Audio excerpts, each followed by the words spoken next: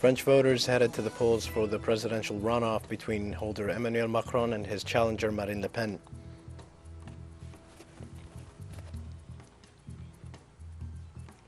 Nicolas Maduro, president of Venezuela, denounced that the government of Colombia is advancing plans to generate violence in the country.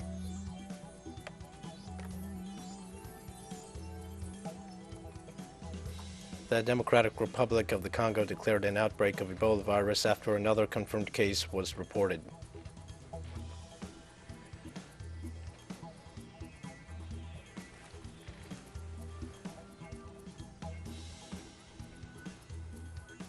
Hi, this is From the South. I am your news anchor, Neil Martin, from the teleSUR studios in Havana. We begin with the news. French voters headed to the polls for the presidential runoff between holder Emmanuel Macron and his challenger Marine Le Pen. In Paris, Sergio Rodrigo gives us an update of the process. Greetings. This is the last news for teleSUR from Paris. At the polling stations, the turnout data was just released at 5 p.m. and places participation at 63.20%, according to the last report provided by the French Ministry of the Interior. That would mean that it dropped almost 2 points in comparison to 2017, the last elections at this exact time, which was at 65%, and also in comparison to the same time, the first round of these French presidential elections. For the time being, experts assume that the turnout percentage would fall, as confirmed by reports by the Ministry of Interior. For the moment, the French can still exercise their right to vote until almost 8 p.m., where they will have to choose between Emmanuel Macron and the far-right candidate Marine Le Pen. French voters headed to the polls for the presidential runoff between holder Emmanuel Macron and his challenger Marine Le Pen. Turnout, which could be key in determining the French presidential election, was 26.4% at noon on Sunday, according to the Interior Ministry, slightly higher than at the same time for the first round 2 weeks ago. Macron went into the election with a stable lead in opinion polls, an advantage he consolidated in the frenetic final days of campaigning, including a no-holds-barred performance in the pre-election debate. But analysts cautioned that Macron, who rose to power in 2017 and aged 39, as the country's youngest ever modern leader, can take nothing for granted given forecasts of low turnout that could incline the result in either direction.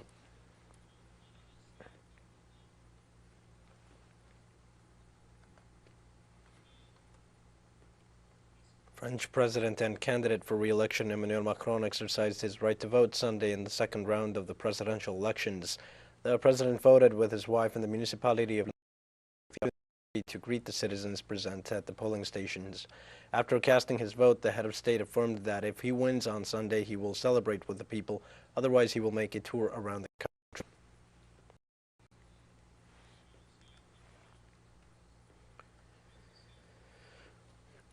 On the other hand, far-right candidate Marine Le Pen, nominated National Rally Party, cast her vote after 11 a.m. in her headquarters of Beaumont, a French commune in the northern region of Pas-de-Calais, near the Belgian border. The candidate was accompanied by Steve Friosme, who has been the town's mayor since 2014, and one of his assistant and members of parliament, Bruno Bilde.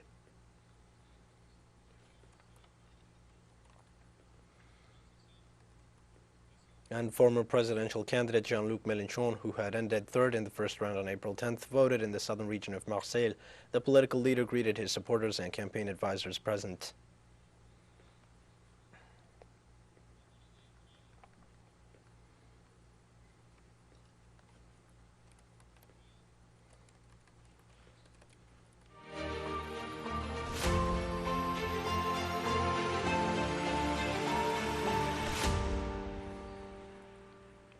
Given the recent developments in the conflict in Ukraine, the latest measures adopted by NATO countries, and the setbacks in talks between Kiev and Moscow, some questions arise, yet they are not addressed by the political elite, not their watchdog emissaries.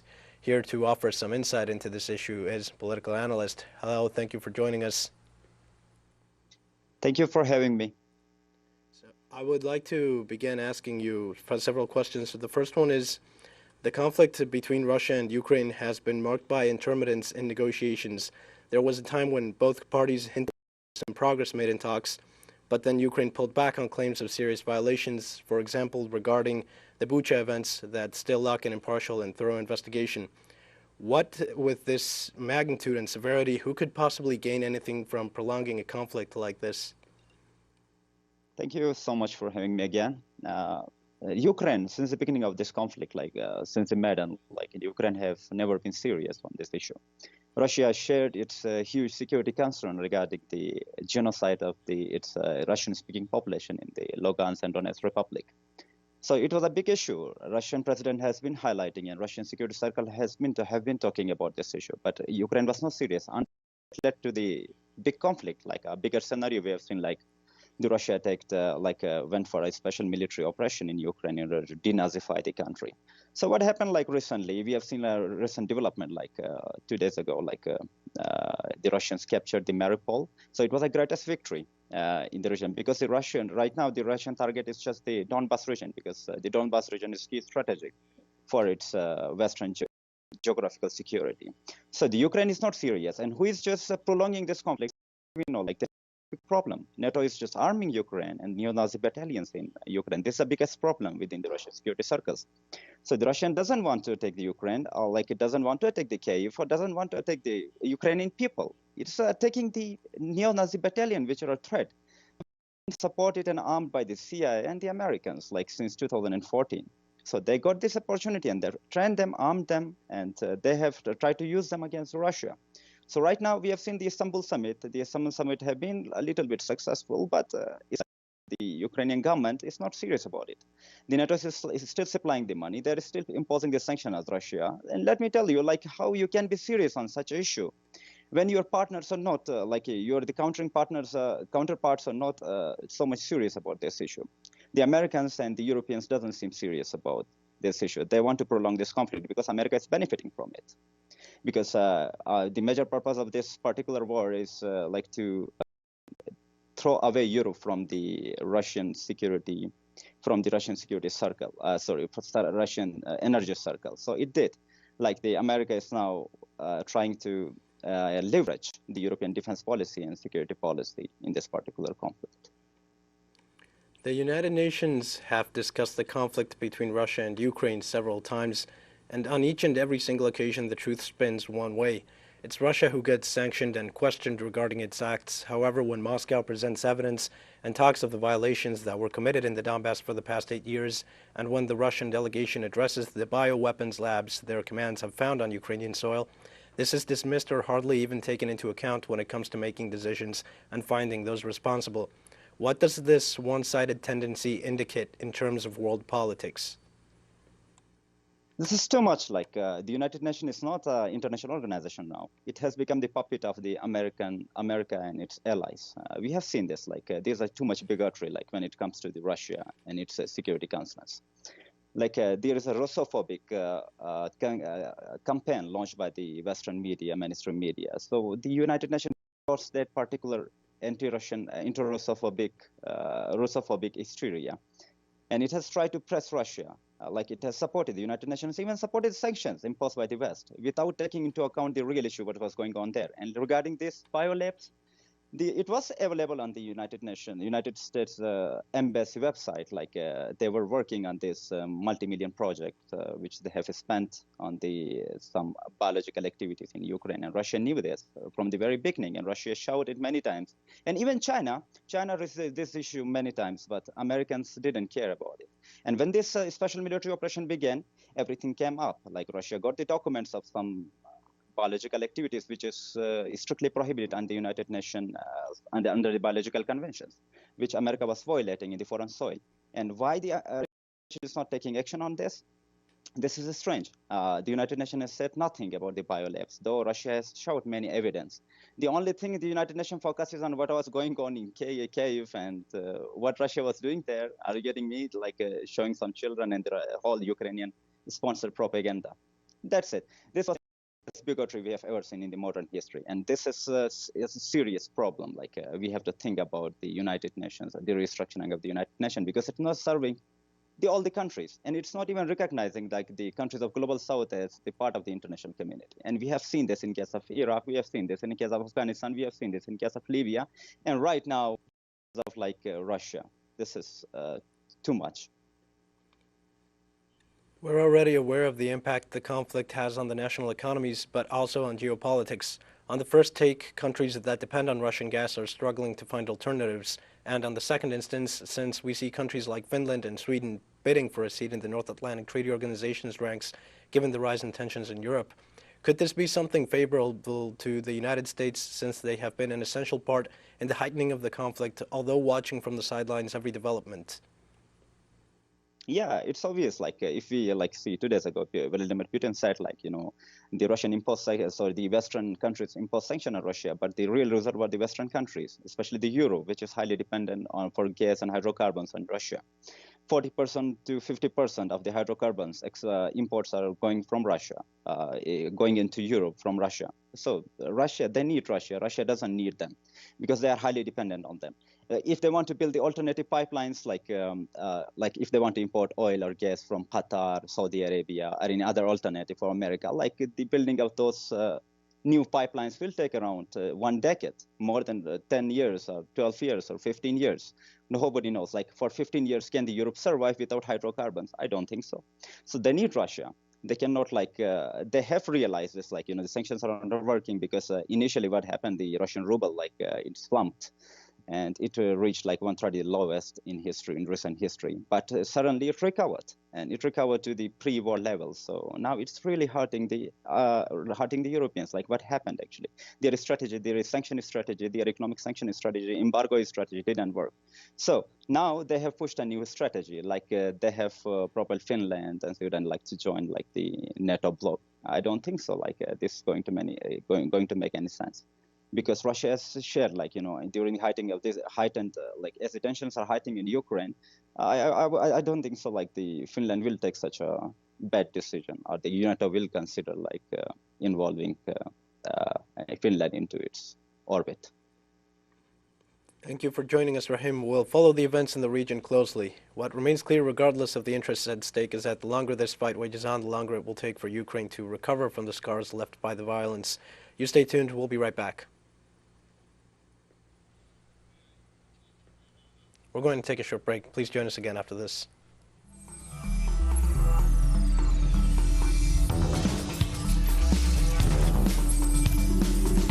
Speech at the second plenary session at the 5th Congress of the United Socialist Party of Venezuela on Saturday, President Nicolas Maduro stated that the National Intelligence Services are gathering information and investigating the destabilizing plans organized against the nation from Bogota.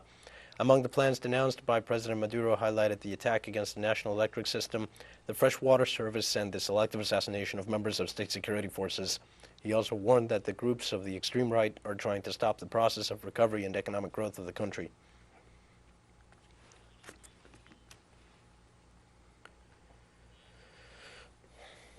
Argentina hosted on Saturday the third plurinational gathering of indigenous, African descendants, migrants, and diverse nations, peoples, and identities. This first day of debate, workshops, and exchanges took place at the National University of Hurlingham in Buenos Aires province.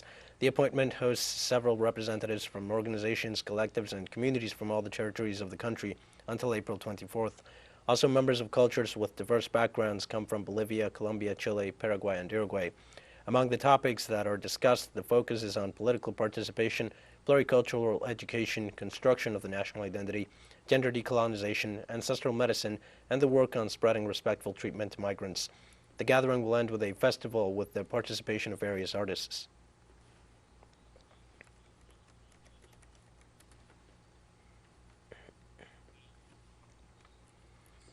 Mapuche people are seeking agreements to settle a historic debt by the state of Chile.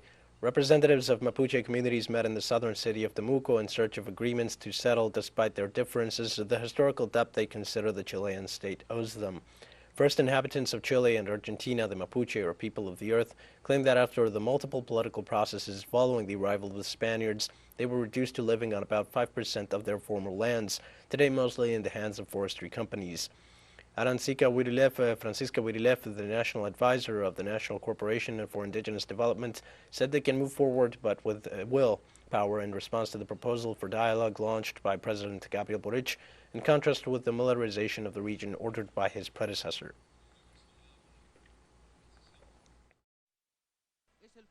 That is the root of the conflict that goes beyond space. It is the conflict of economic interests behind each territory. Today, forestry is of interest of all governments, whether they are right or left. They are going to defend them, and they are going to defend them politically and throughout the police. To move towards the recognition of the native peoples, to understand how to live with our native peoples, and to repair this damage that the state of Chile has done to them for more than 200 years. We have more news coming up after a final short break. Please stay with us.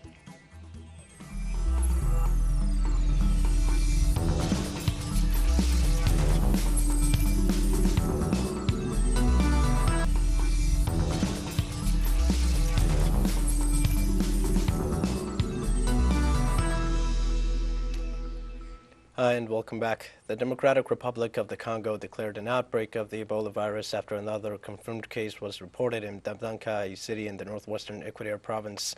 The patient, a 31-year-old man, began indicating symptoms on April 5th. 2 weeks later, the patient was admitted to an Ebola treatment center for intensive care, but he died later that day. Investigations to determine the source of the outbreak are ongoing. This is the sixth outbreak since 2018. Previous outbreaks in the province were in 2018, with 130 and 54 recorded cases, respectively.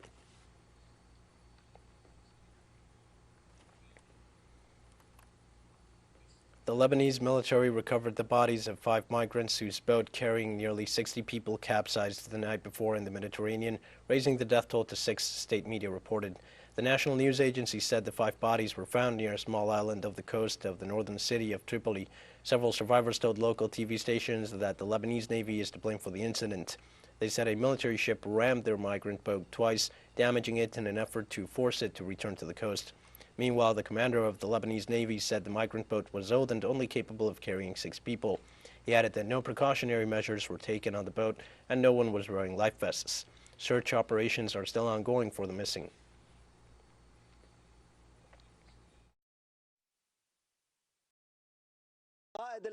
The captain of the boat decided to make maneuvers to escape from the Coast Guard and the other boats in a way that led to a collision between the large boat of the Coast Guard and the small boat. The victims were those who survived were 45, and yesterday there was one body of a child, and today we have 5 confirmed bodies until now. God willing, there will not be more victims. There might be some missing. We are looking for them. Hopefully someone will tell us who they are. Israel closed the Erez crossing for Palestinian workers at the border with the Gaza Strip following the reports by the Israeli Defense Forces about 3 rockets fired from Gaza.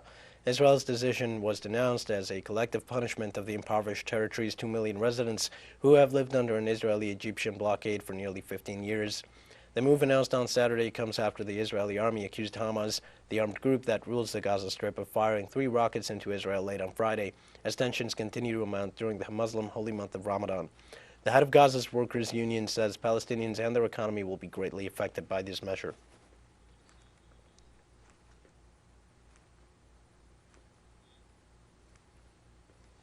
Scientists began a 5-month mission on Saturday to study how plastic pollution in Africa's main rivers and climate change stresses are impacting microorganisms in the Atlantic Ocean.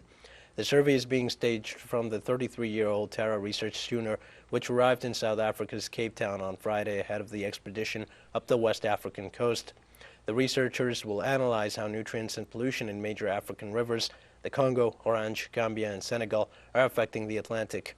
They will trace the sources of plastic pollution at river mouths to understand their distribution and the types of materials involved.